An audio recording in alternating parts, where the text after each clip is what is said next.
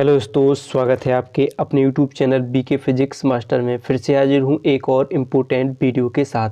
आज की इस वीडियो में हम यूपी बोर्ड 2026 में आने वाला फिजिक्स का पेपर सॉल्व करने वाले हैं, क्योंकि सेम ऐसा ही पेपर आपको बोर्ड परीक्षा 2026 में देखने को मिलने वाला है।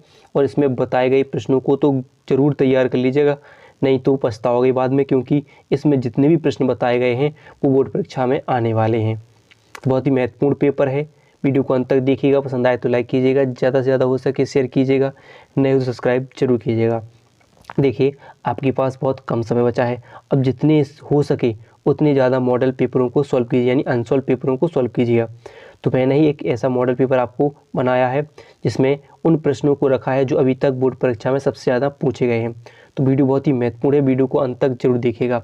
पसंद आए तो लाइक कीजिएगा, ज़्यादा से ज़्यादा हो सके शेयर कीजिएगा, नहीं तो सब्सक्राइब जरूर कीजिएगा।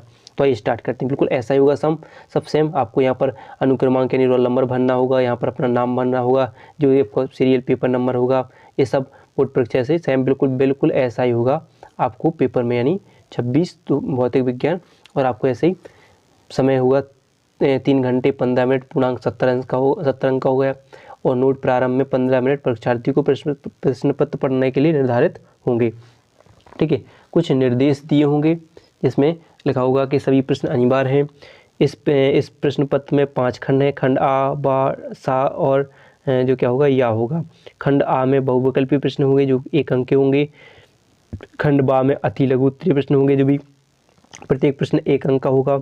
खंड सा में क्या होगा, खंड सा में लघु उत्तरीय फर्स्ट होगा, और इसमें जो एक प्रश्न होंगे वे कितने, प्रत्येक प्रश्न 2 अंक के होंगे। और खंड दाम भी लघु उत्तरीय में सेकंड प्रकार का होगा, इसमें प्रत्येक प्रश्न 3 अंक के होंगे। और या में विस्तृत उत्तरीय प्रश्न होंगे जो कि 5 अंक के होंगे। इस प्रकार जो 4 प्रश्नों के आंतरिक विकल्प यानी जो इसमें होंगे, जो जितने प्रश्न पूछाएंगे उन सब में एक अथवा वाला प्रश्न जरूर होगा, यानी जो खंड या में विस्तृत उत्तरीय 5 होंगे, प्रत्येक में आपको 2 प्रश्न दिए होंगे, उसमें से 1 करना होगा। ऐसे प्रश्न पत्र में प्रयुक्त प्रतीकों के सामान्यतः, यानी आपको कुछ जो मान, ऐसे मान लो एच का मान, सी का मान, ये सब मान पीछे नियतांकों के मान दिए होंगे, प्रतीकों के मान दिए होंगे। ठीक है, तो ऐसे हम कहते हैं। आइए चलिए हम पहला प्रश्न सॉल्व करते हैं, जो कि एक बहुविकल्पीय प्रश्न होगा, यानी सेक्शन ए। खंड आ क्या है, किसी चालक की प्रतिरोधकता निर्भर करती है। ऑप्शन है लंबाई पर, मोटाई पर, पदार्थ पर, या इनमें से कोई नहीं। तो सही आंसर हो जाएगा पदार्थ पर। किस पर प्रदर्शित करती है, पदार्थ पर। फिर क्या है, 5 डायोप्टर और -2 डायोप्टर क्षमता के 2 लेंस संपर्क में रखे हैं, संयुक्त लेंस की फोकस दूरी क्या होगी। तो आइए हम इसको सॉल्व कर लेते हैं, यहीं पे कर दें। तो P बराबर क्या होता है, P1 + P2 संयुक्त लेंस की फोकस दूरी के लिए सूत्र हो जाता है, क्षमता के लिए सूत्र हो जाता है। पहली क्षमता कितनी है, 4 डायोप्टर, दूसरी कितनी है, -2 डायोप्टर। तो ये घट जाएंगे, कितनी बचेंगी, 2 बचेगी। तो कुल क्षमता कितनी आ गई, 2 डायोप्टर। ठीक है, 2 डायोप्टर आ गई। हमें क्या निकालना है, फोकस दूरी। तो F बराबर क्या हो जाता है, 1/P। ठीक है, क्योंकि फोकस दूरी किसमें होती है, सेंटीमीटर में, तो 100 क्या हो जाएगा, P हो जाएगा। तो कितना है, 100/P कितना है हमारा, 2 काटेंगे हम, कितना आएगा, 50 सेंटीमीटर। 50 सेंटीमीटर तो क्या है, 50 सेंटीमीटर आपका सही आंसर हो जाएगा। फिर अगला क्या है, एकांक धनावेश विद्युत क्षेत्र के प्रत्येक बिंदु पर एक समान बल का अनुभव करता है। क्या है, एक समान बल का अनुभव करता है, विद्युत क्षेत्र होगा। तो इसका सही आंसर होगा एक समान। कैसा होगा, एक समान होगा। क्या हो जाएगा, एक समान हो जाएगा। फिर क्या है, 20 कूलाम का एक आवेश 5 × 10⁻³ टेस्ला के चुंबकीय क्षेत्र में गति करता है। चुंबकीय क्षेत्र क्या होगा, चुंबकीय क्षेत्र द्वारा आवेश पर किया गया कार्य क्या होगा। तो देखिए, चुंबकीय क्षेत्र में जो गतिमान आवेश पर जो कार्य होता है वो क्या होगा, इसमें 0 होगा, क्योंकि कि चुंबकीय क्षेत्र में जो वेग होगा वो इसके क्या होता है, लंबवत होता है, और लंबवत के लिए क्या होता है, 0 होता है। तो इसका सही ऑप्शन हो जाएगा आपका 0 अंश हो जाएगा। ठीक है, तो जब भी कोई एकांक धन जो क्या होगा, जब भी कोई चुंबकीय क्षेत्र में गति करता है, 20 कूलाम का एक आवेश 3 × 10⁻³ टेस्ला के चुंबकीय क्षेत्र में गति करता है, तो चुंबकीय क्षेत्र द्वारा आवेश पर किया गया कार्य क्या होता है, 0 होता है। कितना होता है, 0 होता है, ये ध्यान रखना है। तो इसको सॉल्व नहीं करना, इसका आंसर क्या जाएगा, 0 हो जाएगा। ठीक है, क्योंकि लंबवत गति करेगा और इसका क्या हो जाएगा, 0। ठीक है, कि चुंबकीय क्षेत्र में गतिमान आवेश पर जो कार्य क्या होता है, 0 होता है, याद ध्यान रखना है आपके लिए। ठीक है, फिर क्या है अगला है, आइंस्टीन के प्रकाश विद्युत समीकरण में निम्नलिखित में से किस संरक्षण का किस संरक्षण के नियम का पालन किया जाता है? तो सही आंसर होगा ऊर्जा के संरक्षण का पालन किया जाता है। ठीक है, फिर देखिए अगला प्रश्न है पीएन संधि पर अपक्षय परत, यानी अपना खंड बा चालू हो जाएगा यहाँ से, और प्रश्न होगा पीएन संधि के में अपक्षय परत का क्या कार्य है? तो आइए देखते हैं, इसको आपको ध्यान रखना अच्छे से। देखिए यहाँ पर मैंने कुछ लिखा हुआ है सब कुछ प्रश्न, जैसे कि पीएन संधि के दोनों ओर वह परत जिसमें चलनशील आवेश वाहकों की उपस्थिति नहीं रहती है उन्हें क्या कहा जाती है? अपक्षय परत कहा जाता है। क्या कहलाती है? अपक्षय परत कहलाती है। अब चलिए अगले प्रश्न की तरफ चलते हैं, जब तक आप एक लाइक कर दीजिएगा। ठीक है, फिर हम आगे बढ़ते चलते हैं, अगला प्रश्न की तरफ चलते हैं। तो अगला प्रश्न क्या है वो देख लेते हैं। प्रश्न क्या है? अनुचुंबकीय तथा लोहचुंबकीय पदार्थ में मुख्य अंतर बताइए। ठीक है, तो देखिए आइए देखते हैं मुख्य अंतर क्या होता है अनुचुंबकीय पदार्थ और लोहचुंबकीय पदार्थ में। तो अनुचुंबकत्व का गुण उन पदार्थों में पाया जाता है जो बाह्य चुंबकीय क्षेत्र में रखे जाने पर मामूली से चुंबकित हो जाते हैं, लेकिन लोह चुंबकत्व का गुण उन पदार्थों में पाया जाता है जो बाह्य चुंबकीय क्षेत्र में रखे जाने पर तीव्रता से चुंबकित हो जाते हैं, यानी चुंबकित तीव्रता से उसकी तरफ चले जाते हैं, तो क्या कहता है? लोह चुंबकीय पदार्थ कहलाते हैं।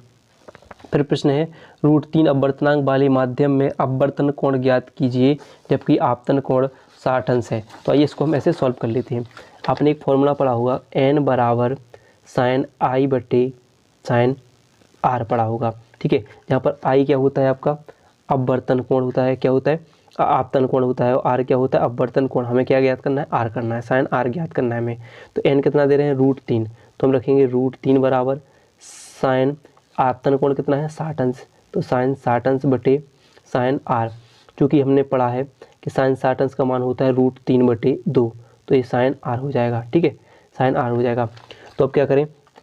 sin R को यहाँ बाहर ले जाएं और √3 को अंदर लेके आएँ, यानी sin R बराबर क्या हो जाएगा? √3 बटे 2√3, तो √3 से √3 कट जाएगा, तो क्या बचेगा? sin R बराबर 1/2, जो कि sin 1/2 किसका मान होता है? sin 30 अंश का मान होता है, यानी R का मान कितना हो जाएगा? 30 अंश। कितना हो जाएगा? 30 अंश। आंसर आ जाएगा क्या? 30 अंश। इसको ऐसे कर लेना है। फिर अगला प्रश्न है वाहनों के पश्चदर्शी दर्पण के रूप में प्रयुक्त दर्पण का नाम है, तो कौन सा? उत्तल दर्पण का उपयोग किया जाता है। क्या होता है? तो उत्तल दर्पण का उपयोग किया जाता है। इसमें बना प्रतिबिंब कैसा होता है? आभासी। ठीक है, आभासी और वस्तु से छोटा प्रतिबिंब बनता है। ठीक है, तो कौन से दर्पण का उपयोग किया जाता है? उत्तल दर्पण का उपयोग किया जाता है। फिर कौन प्रश्न है क्रांतिक कोण किसे कहते हैं?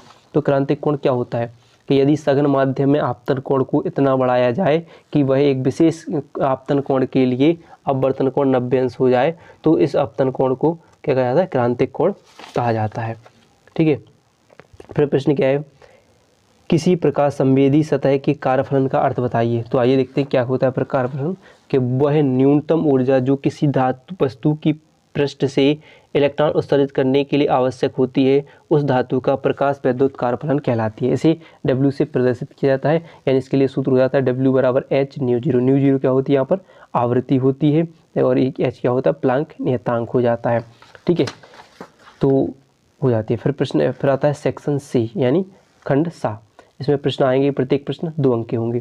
पहला प्रश्न है ठोसों में ऊर्जा बैंड की व्याख्या कीजिए। तो देखिए ठोसों में ऊर्जा बैंड की व्याख्या करते हैं, तो क्या है कि बोर के सिद्धांत के अनुसार जब परमाणु के बीच अन्योन्य क्रिया होती है तो जिसके कारण उनके ऊर्जा स्तर में विक्षोभ उत्पन्न हो जाता है और प्रत्येक ऊर्जा स्तर अनेक ऊर्जा स्तरों में व्यक्त हो जाता है। एक भूकर क्या करना ले बैंड के रूप ले लेता है और क्या बन जाता है, जिसे हम क्या कहते हैं? ऊर्जा बैंड कहते हैं। क्या हुआ कि बोर के सिद्धांत के अनुसार जब परमाणु के बीच अन्योन्य क्रिया होती है जिसके कारण उनके ऊर्जा स्तरों में विक्षोभ उत्पन्न हो जाता है और प्रत्येक ऊर्जा स्तर अनेक ऊर्जा स्तरों में व्यक्त होकर एक बैंड का रूप ले लेता है, जिसे हम ऊर्जा बैंड कहते हैं। याद रहेगा, ऊर्जा बैंड कहते हैं। फिर क्या प्रश्न? रदरफोर्ड की अल्फा कण प्रकीर्णन प्रयोग के निष्कर्ष बताइए। तो आइए देखते हैं क्या क्या है। तो पहला निष्कर्ष क्या बताया कि प्रत्येक परमाणु का समस्त द्रव्यमान तथा समस्त धनावेश परमाणु के केंद्र पर 10⁻⁻15 मीटर त्रिज्या के सूक्ष्म गोलाकार स्थान में रहता है, जिसे नाभिक कहते हैं। आपने पढ़ा होगा कि जब किसी नाभिक पर या परमाणु पर मंद न्यूट्रॉनों की बमबारी की तो कुछ तो आर पार चले गए और कुछ छोटे छोटे कोणों पर निकल कर आ जाए और लौट आए वापस। ठीक है, तो इसी को उन्होंने 3 भागों में बताया कि प्रत्येक परमाणु का समस्त द्रव्यमान तथा समस्त धनावेश परमाणु के केंद्र पर 10⁻⁻15 मीटर त्रिज्या के सूक्ष्म गोलाकार स्थान में रहता है, जिसे हम नाभिक कहते हैं। क्योंकि जो न्यूट्रॉन भी क्या है, न्यूट्रॉन भी धनावेश होते हैं। उन्होंने बताया कि एक समस्त धनावेश जहाँ पर केंद्रित होता है वहाँ पर नाभिक होता है, वो भी कैसा होता है, धनावेशित हो जाता है। तो उससे क्या हो गया, लौट कर आ गए वापस। फिर नाभिक के चारों ओर 10⁻10 मीटर कोटि की त्रिज्या वाले खोखले गोले इलेक्ट्रॉन वितरित रहते हैं। इन इलेक्ट्रॉनों का कुल ऋणावेश नाभिक के धनावेश के बराबर होता है। ठीक है, तो कुछ कैसे थे, जो खोखले गोले से पार चले गए थे, और उन्होंने बताया कि इस खोखले गोले के जो खाली भाग होता है उस पर इलेक्ट्रॉन घूमते रहते हैं। तो उन्होंने वही बताया कि नाभिक के चारों ओर 10⁻10 मीटर की कोटि की त्रिज्या वाले खोखले गोले में इलेक्ट्रॉन वितरित रहते हैं। इन इलेक्ट्रॉनों का कुल ऋणावेश नाभिक के धनावेश के बराबर होता है। जितना नाभिक पर धनावेश होगा उस खाली स्थान में वितरित इलेक्ट्रॉनों का, जैसे मान लीजिए जी यहाँ पर जो खाली स्थान पर इलेक्ट्रॉन घूमते रहे, ये नाभिक हो गया, और जो इलेक्ट्रॉन इसके चारों ओर क्या लगा रहे हैं, चक्कर लगा रहे हैं। फिर क्या है अगला, ये इलेक्ट्रॉन नाभिक के चारों ओर विभिन्न वृत्तीय कक्षाओं में चक्कर लगाते रहते हैं, जिनके लिए आवश्यक अभिकेंद्र बल इलेक्ट्रॉन और नाभिक के बीच स्थिर वैद्युत आकर्षण बल से प्राप्त होता है। यानी बताया कि नाभिक के चारों ओर वृत्तीय कक्षाओं में चक्कर लगाते रहते हैं इलेक्ट्रॉन, और इनका अभिकेंद्र बल, आवश्यक अभिकेंद्र बल इलेक्ट्रॉन और नाभिक के बीच स्थिर वैद्युत आकर्षण बल से प्राप्त होता है। फिर प्रश्न क्या है, द्रव्यमान क्षति तथा बंधन ऊर्जा को परिभाषित कीजिए। तो आइए देखते हैं द्रव्यमान क्षति क्या होती है। तो क्या होती है द्रव्यमान क्षति, देखिए किसी नाभिक का वास्तविक द्रव्यमान उसमें उपस्थित न्यूक्लियनों यानी न्यूट्रॉन प्रोटॉन के द्रव्यमानों के योग से सदैव कुछ कम होता है। द्रव्यमानों का यही अंतर क्या कहता है, द्रव्यमान क्षति कहलाता है। ये इसके लिए सूत्र हो जाएगा। फिर देखिए बंधन ऊर्जा क्या होती है, तो किसी नाभिक की बंधन ऊर्जा वो है बाह्य ऊर्जा है, जो नाभिक के न्यूक्लियनों को परस्पर अलग अलग करने के लिए आवश्यक होती है। तो किसी नाभिक की बंधन ऊर्जा जितनी अधिक होगी वह नाभिक उतना ही अधिक स्थायी होगा। ठीक है, फिर क्या है अगला कि व्हीटस्टोन सेतु के लिए परिपथ आरेख खींचिए, इसकी कौन सी भुजाएं संयुक्त होती है। तो आपको व्हीटस्टोन सेतु के लिए आपको एक प्रश्न आपको करना है, वो इम्पोर्टेंट प्रश्न है, गारंटी लेता हूँ इस साल आपके पेपर में आने वाला है। तो P/Q बराबर R/S आपको इसमें सिद्ध करना है और परिपथ आरेख इसका बनाना है। ठीक है, फिर यहाँ से आपको देखिए प्रश्न नंबर 3 स्टार्ट हो जाएंगे, 3 नंबर के प्रश्न हो जाएंगे, यानी खंडदाह, जिसमें पहला प्रश्न विद्युत चुम्बकीय तरंग क्या है, इन तरंगों के 2 अभिलक्षणों की व्याख्या कीजिए। तो देखो मोस्ट इम्पोर्टेंट प्रश्न जितने भी हैं आपको इन सबको तैयार कर लेना है। परिभाषाएं मैंने जितना हो सके इस पेपर में सबसे ज़्यादा परिभाषाओं को रखा है, और जो क्वेश्चन है उनको रखा है, जो इनको आप याद कर सकते हो, तैयार कर सकते हो। सवाल कम रखे हैं, यानी न्यूमेरिकल बहुत कम रखे हैं इसमें। प्रश्न है अवबाह्य वेग की परिभाषा दीजिए, अवबाह्य वेग एवं विद्युत धारा के बीच संबंध स्थापित कीजिए। मोस्ट इम्पोर्टेंट प्रश्न है। फैराडे के विद्युत चुम्बकीय प्रेरण संबंधी नियम आप खुद जानते हो कितने महत्वपूर्ण है। बायो-सेवर्ट का नियम क्या है, इसकी सहायता से एक वामावर्ती धारावाही लूप की अक्ष पर चुम्बकीय क्षेत्र की तीव्रता का व्यंजक प्राप्त कीजिए। ठीक है, चुम्बकीय क्षेत्र की तीव्रता का इस पर व्यंजक निकालना है। फिर देखिए अगला क्या है, पूर्ण तरंग दृष्टिकारी की क्रियाविधि समझाइए। पूर्ण तरंग दृष्टिकारी मोस्ट इम्पोर्टेंट प्रश्न, और इनको इन दोनों प्रश्नों को अच्छे तैयार करना है। तो देखो बोर का परमाणु मॉडल की व्याख्या करनी है। प्रिज्म के पदार्थ के अपवर्तनांक का सूत्र न्यूनतम विचलन की कोण तथा प्रिज्म कोण के पदों में प्राप्त कीजिए। यानी n बराबर आपको sin A plus delta m/2 sin A/2 आपको इसमें प्राप्त करना है, बहुत महत्वपूर्ण है। हाइगेंस के तरंग सिद्धांत से प्रकाश के अपवर्तन को स्पष्ट कीजिए। हाइगेंस के तरंग सिद्धांत के प्रकाश के अपवर्तन को स्पष्ट करना है, या तो अपवर्तन आ जाएगा या प्रकाश का परावर्तन आ जाएगा। प्रकाश वैद्युत प्रभाव के नियम बहुत ही महत्वपूर्ण है, ये भी नियम है, या आइंस्टीन का प्रकाश वैद्युत समीकरण में पूछ लिया जाएगा उसी में। गॉस के नियम का निर्धारण कीजिए। गॉस नियम यानी φE बराबर Q/ε0 का क्या करना है, इसमें निर्धारण करना है। आइए तो अगला देख लेते हैं। अगला प्रश्न क्या है, अगला प्रश्न है किसी विद्युत द्विध्रुव की निरक्षीय बिंदु पर विद्युत क्षेत्र की तीव्रता का सूत्र, यानी निरक्षीय स्थिति में आपको सूत्र प्राप्त करना है। E बराबर 1/ε0 इंटू P/RQ आपको सिद्ध करना है इसमें। फिर क्या है, ये अथवा में एक आवेशित लंबे तार के निकट विद्युत क्षेत्र की तीव्रता का व्यंजक क्या करना है, एक आवेशित लंबे तार के निकट विद्युत क्षेत्र की तीव्रता का व्यंजक किसमें सदिश रूप में प्राप्त करना है। इम्पोर्टेंट है। आंशिक रूप से पराविद्युत पदार्थ भरे द्वारा भरे समांतर प्लेट संधारित्र की धारिता का सूत्र। ये आप सबसे ज़्यादा इंपॉर्टेंट, जितनी भी 3-4 डेरिवेशन देखो, ये तीनों डेरिवेशन है इंपॉर्टेंट है, या एक सवाल आ जाएगा, इस सवाल को आपको कर लेना है। फिर क्या है, पीएन संधि डायोड की अपक्षय परत का बनना स्पष्ट कीजिए, विभव प्रचारी एवं एवलांस भंजन की व्याख्या कीजिए। मोस्ट इंपोर्टेंट प्रश्न ये भी है। तरंगों के व्यतिकरण तथा विवर्तन में अंतर पूछ लिया जाता है अलग से, या फिर एकल झिर्री विवर्तन प्रारूप का गुणात्मक अवलोकन कीजिए, बहुत महत्वपूर्ण है।